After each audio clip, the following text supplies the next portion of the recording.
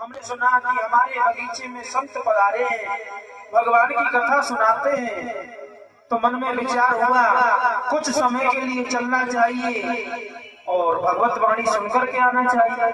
धन्य है देवी तुम्हारे लिए बार बार महलों को छोड़कर नगर से बाहर संतों के दर्शन के लिए आई हो, और वो भी अकेले नहीं आई, अपनी पुत्री को साथ में लेकर के आई है। देवी होना भी ऐसा चाहिए, मंदिर जाए कथा में जाए तो बच्चों को साथ ले जाना चाहिए, क्योंकि वहां जाकर के वो जैसा देखते हैं जैसा सुनते हैं उसका कुछ ना कुछ प्रभाव उनके जीवन में भी आता है।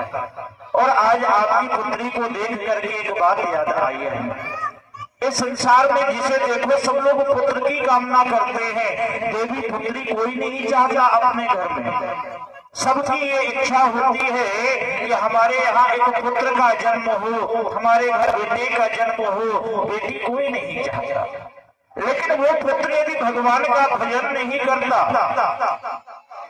बड़ों का सम्मान नहीं करता, संतों का सम्मान नहीं करता, तो ऐसा पुत्र किसी काम का नहीं है, क्योंकि सबका सम्मान करने वाली बेटी पुत्र से बहुत बड़ी होती है। रामचरित्र मानस पढ़ करके देखिए, मानस के अंदर एक पुत्री की कथा आई है और श्रीमद् भागवत के अंदर एक पुत्र की कथा आई है, लेकिन दोनों में कितना अंतर हुआ। नाम लेत बेटी भली नाम विमुख नहीं पूत, और सबरी तो वैकुंठ गई धुंधकारी भयो। वो धुंधकारी जो अपना कल्याण नहीं कर सका, अपने आप को भव सागर से पार नहीं कर सका, ऐसे पुत्र से ना तो माता पिता का कल्याण होता है और ना समाज का कल्याण होता है। और जिन माता पिता के बच्चे भगवान के भक्त होते हैं उनके लिए बार बार धन्य है। इसीलिए तो कहा गया है देवी कि जननी जने तो भक्त जन, जननी जने तो भक्त जन के दाता के सूर, और नहीं तो जननी बांझ रहे काहे गमावे नूर। धन्य है तुम्हारे विचारों के लिए, बड़ी प्रसन्नता हुई हमें तुम्हें देख करके। लेकिन शायद ये कुछ पूछना चाहती है। माँ, आप देख रही हैं संत भगवान के पास जो गिरधर गोपाल है वह कितने सुंदर लग रहे हैं और मेरी ओर मंद मंद मुस्कुरा रहे हैं। माँ, क्यों नहीं इनसे एक बार इनके गिरधर का नाम पूछिए। बेटी मीरा, जो संत भगवान के जो ठाकुर जी हैं इनका नाम जानना चाहती है। ठीक है संत भगवान प्रणाम।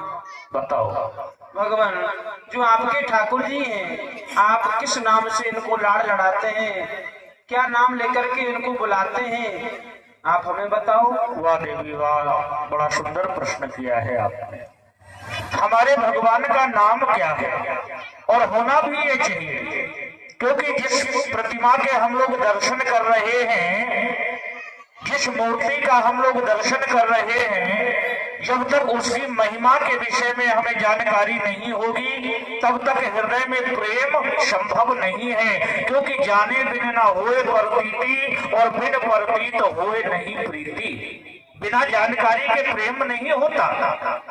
आपने बड़ा अच्छा प्रश्न किया है कि ठाकुर जी का नाम क्या है। देखो देवी, भगवान का भला क्या नाम हो सकता है। नाम इनका कुछ नहीं और अनेकों नाम हैं, नाम से और रूप से ये तीर्थ लीला धाम है। भगवान का कोई नाम नहीं होता, भगवान जैसी लीला करते हैं भक्त वैसा नाम रख देते हैं। हमारे ठाकुर जी ने गाय चराई तो भक्त भाव से इनको गोपाल कहने लगे। भगवान ने माखन चुराया, समस्त ब्रजवासी मिलकर माखन चोर कहते। इसी प्रकार से देवी बैठ जाओ, भगवान ने जब कंस की कारागार में अवतार लिया, ब्रजमंडल में पहुंचे, 11 वर्ष 52 दिन तक ब्रज में रह करके अपनी बाल लीलाएं संपन्न की, तो समस्त ब्रजवासी देवराज इंद्र की पूजा करते थे। भगवान ने देखा कि मैं स्वयं इनके मध्य में हूँ, ये मुझे छोड़ करके इंद्र की पूजा करते हैं, रहते मेरे साथ हैं, भाव मेरे प्रति रखते हैं, पूजा इंद्र की करते हैं। क्योंकि बंधुओं, जिसके प्रति भाव हो पूजा भी उसी की करनी चाहिए। एक है साधे सब सधे, सब साधे सब एक को मानो। तो जिसमें भाव हो उसकी पूजा होनी चाहिए। भगवान ने इंद्र की पूजा को बंद करा के और अपने ही स्वरूप में श्री गिरिराज महाराज की पूजा कराई। आइए आज हम